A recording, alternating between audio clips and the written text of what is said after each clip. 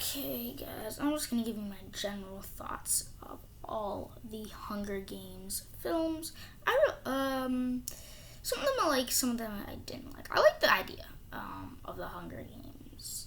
The idea of you just get a bunch of people from a bunch of different districts in a kind of a futuristic world. It's really fascinating. It is fascinating. I've watched some of Catching Fire, but overall I haven't watched. I haven't read any of the book really. So I don't really know how to put it in standards with the book. But all is that I do know is that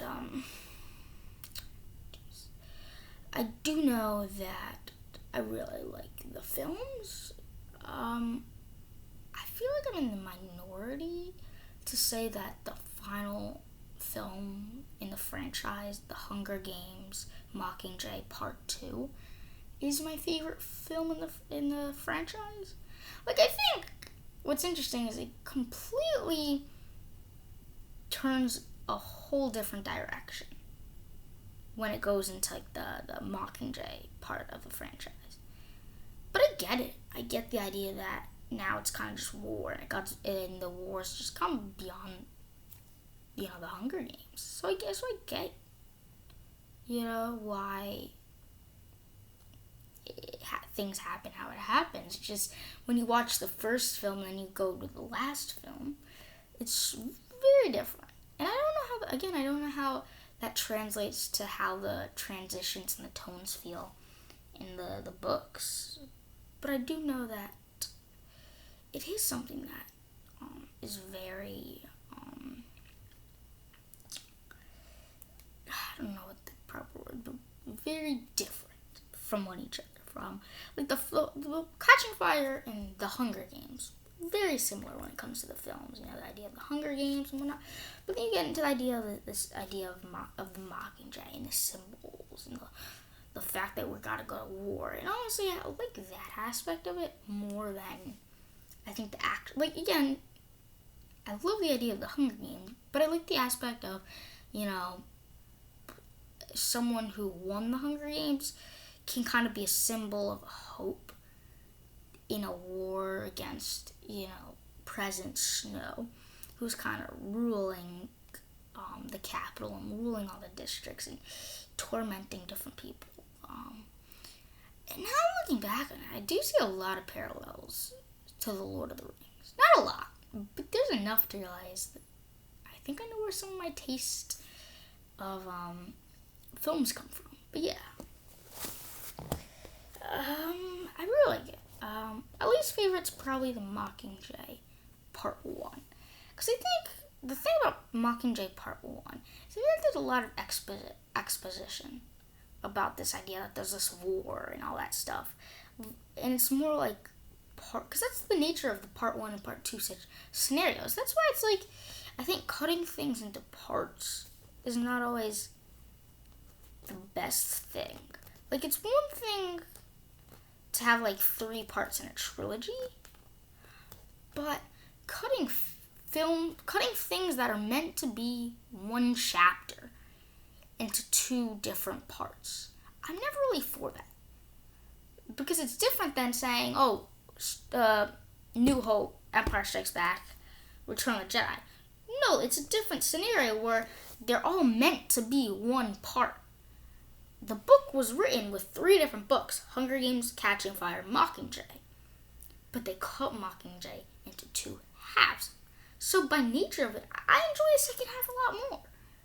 Because I think the first half is just set up that yes, it's necessary for the payoff that is the second half. That's why I think the first half of the Mockingjay two parts in the series is why the second one is a lot better than the first one, because again, I go back to this idea that the first one is very much exposition for the second one, for for Mockingjay Part 2, if you know what I mean.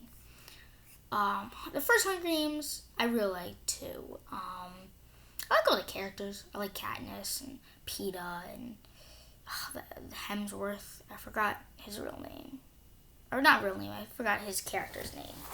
Liam Hemsworth. But I forgot his character's name. Shoot, why did I forget his name? I watched the films. I've watched the first one a long time ago, but then I watched the rest, I think, like, when was it? I think it was in, like, September, early September. I watched the other films in the franchise. So, yeah, I think that's kind of my general thoughts. My favorite moment in the franchise was probably when Katniss killed when she killed President Coin. I think I enjoyed that because I liked her reasoning. I like how quickly things can change, but that it kind of made sense. And you see that really nicely, where it gets that kind of hint of I knew that something like this could happen when President Coin said, "You know what we should do? We should take all of President Snow's family and make a Hunger Games of her family." And that's when I was like, nope, Katniss isn't allowing that. But when it actually went through and she killed Coin, I was shocked. And obviously Katniss knew that they were just going to kill Snow anyways, because, I mean, all the people in the stands and whatnot, and even, everybody wants Snow dead. That was the whole reason why they were rallying there. So, no matter what, it would be hard to get Snow out of there alive. But Katniss didn't want Snow. I don't think Katniss even wanted Snow to come out of this alive. She just wanted Coin to get justice too. Or have justice for Coin. Plus, President Coin was also pretty much guilty for killing Pri. Because I think, if I'm remembering correctly, she was the one to send out the bombs. And I know ultimately killing Pri was an accident, but just the mentality of, we could kill innocents, but we're still going along with the plan anyways. Which goes for her own agenda for killing President Snow, and outlines her moral compass, President Snow, or President Coin's moral compass of, I don't care who dies, as long as President Snow gets his justice, or get justice for President Snow's bad doing. So you could tell that Coin's only real motivation was to stop Snow for personal reasons, but Katniss really wants to just be simple, not to stop Snow, but for peace. So that all happens, I believe, in the fourth and final installment of the franchise, Mockingjay Part 2. But I like all of them, just so you know.